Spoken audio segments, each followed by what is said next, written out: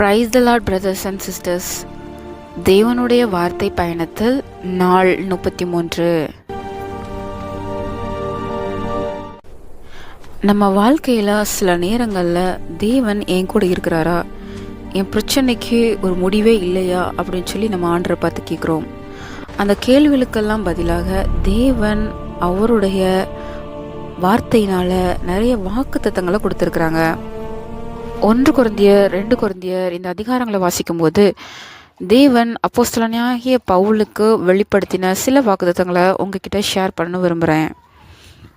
First பார்த்தீங்க அப்படின்னா 1 கொரிந்தியர் 1ஆம் அதிகாரம் 27ஆம் வசனத்தில் தேவன் நம்மை தெரிந்து கொண்டார். ஞானிகளை வெட்கப்படுத்தும்படி தேவன் உலகத்தில் பைத்தியமானவைகளை தெரிந்து கொண்டார்.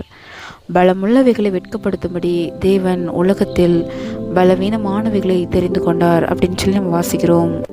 செகண்ட் பார்த்தீங்க அப்படின்னா 1 கொரிந்தியர் 2ஆம் அதிகாரம் 9ஆம் வசனத்தில் வாசிக்கும் பொழுது தேவன் தம்மில் அன்பு கூறுகிறவர்களுக்கு ஆயத்தம் பண்ணினவைகளை கண் காணவும் இல்லை, காது கேட்கவும் இல்லை, அவைகள் மனுஷனுடைய இருதயத்தில் தோன்றவும் இல்லை. தேவன் நமக்காக ஆயத்தம் பண்ணி வைத்திருக்கிறார். 3வது பார்த்தீங்க அப்படின்னா 1 கொரிந்தியர் 3ஆம் அதிகாரம் 23ஆம் வசனத்தில் நீங்கள் கிறிஸ்துவினுடையவர்கள், கிறிஸ்து தேவனுடையவர். எஸ், நம்மளாம் அவருடையவர்கள், அவருக்கு சொந்தமானவர்கள், எதுக்கும் பயப்பட வேண்டிய அவசியம் இல்லை. 4வது பார்த்தீங்க அப்படின்னா 1 கொரிந்தியர் 6ஆம் அதிகாரம் 11ஆம் வசனத்தில் கர்த்தராகிய இயேசுவின் நாமத்தினாலும் நமது தேவனுடைய ஆவியினாலும் கழுவப்பட்டீர்கள், பரிசுத்தமாக்கப்பட்டீர்கள், நீதிமான்களாக்கப்பட்டீர்கள். நம்ம வாழ்க்கைக்கு தேவையான முக்கியமான வாக்குத்தத்தம் இதுதான். நம்மெல்லாம் அவருடைய இரத்தத்தினால கழுவப்பட்டிருக்கிறோம், நீதிமான்களாக்கப்பட்டிருக்கிறோம், பரிசுத்தமாக்கப்பட்டிருக்கிறோம். 5வது பார்த்தீங்கன்னா 1 கொரிந்தியர் 10ஆம் அதிகாரம் 13ஆம் வசனம் தேவன் உண்மை உள்ளவராய் இருக்கிறார். உங்கள் திராணிக்கு மேலாக நீங்கள் சோதிக்கப்படுகிறதற்கு அவர் இடம் கொடாமல் சோதனையை தாங்கத்தக்கதாக சோதனையோடு கூட அதற்கு தப்பிக்கொள்ளும்படியான போக்கையும் உண்டாக்குகிறார்.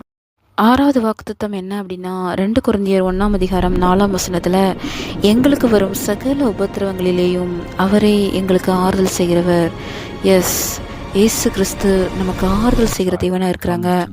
அவர் நம்மளை விசாரிக்க தேவனாக இருக்கிறாங்க.